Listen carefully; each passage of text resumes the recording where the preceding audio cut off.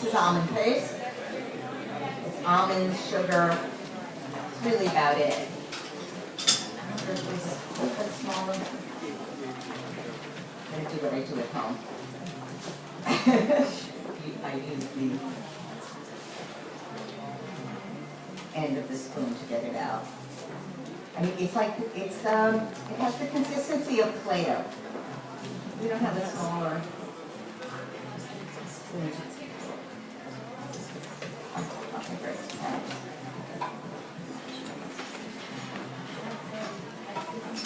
So, what's wrong, Mom?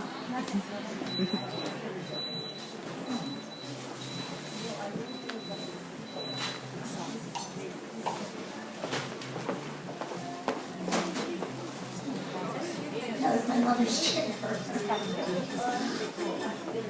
All right, so anyway, you take the almond paste, which, like I said, is not so easy to work with. And to make it easier to work with, you put some powdered sugar and some regular sugar into a food processor. And I'm hoping you all have one. This is not plugged in.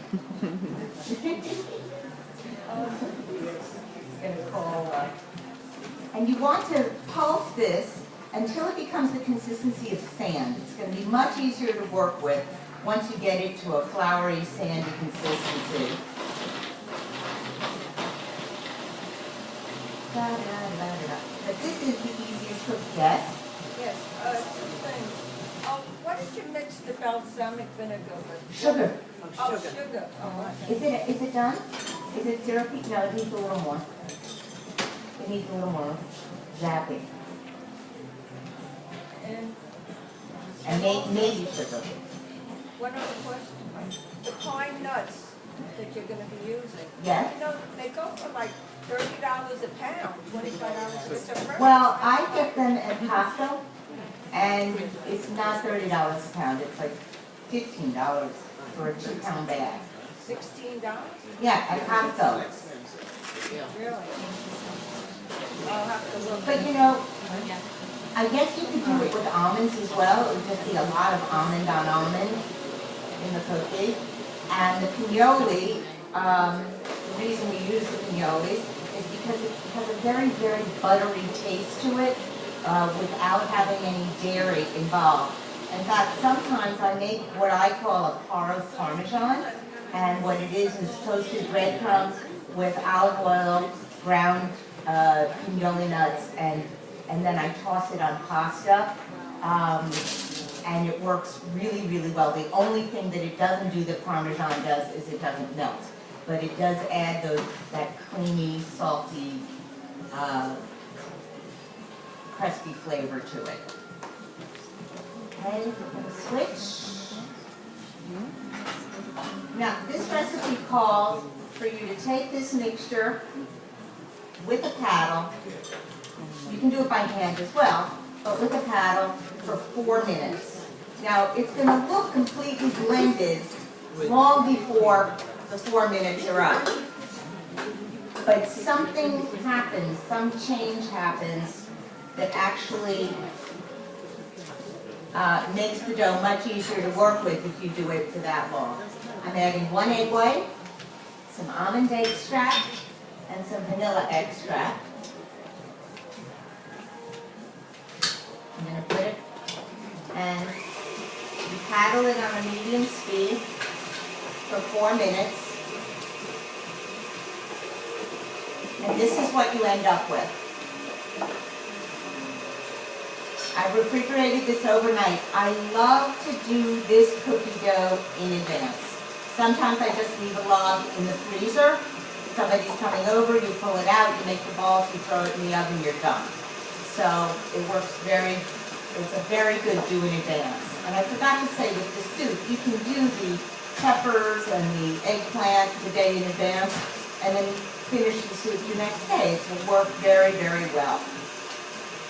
So this is going to keep going, but it's not going to go here because I want to work here. So I'm going to take that and I'll get the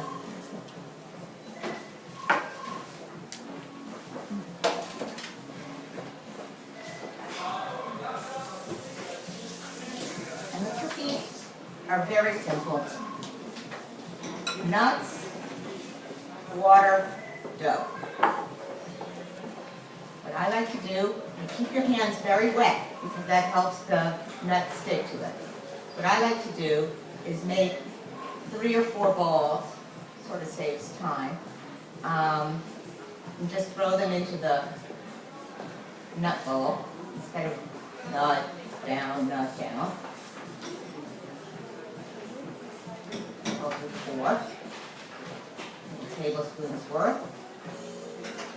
And then I press the dough down into the nuts, pick it up, and just put it on the tray. Press, tray. That's all there is to it. Of course, because pine nuts are expensive, you pick up the stray nuts and put them back in the bowl.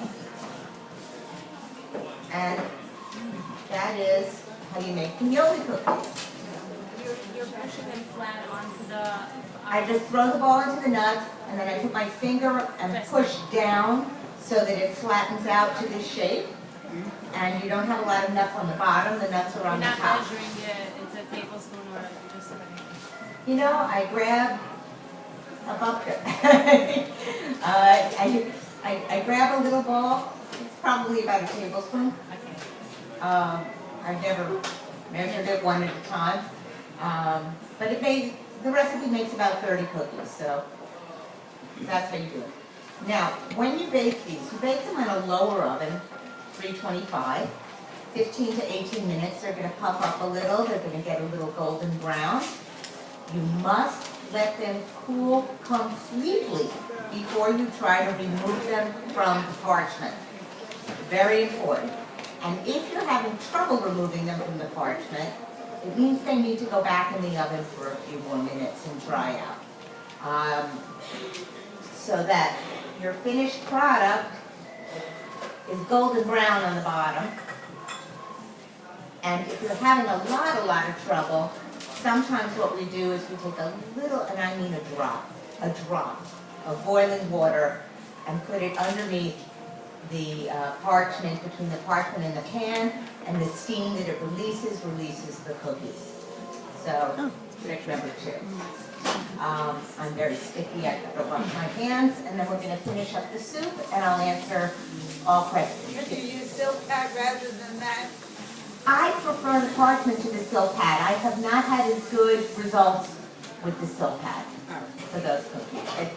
I know some people are truly married to that silk pad.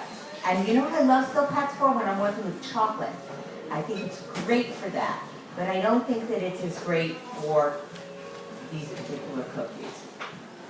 Let's see, how does this come out?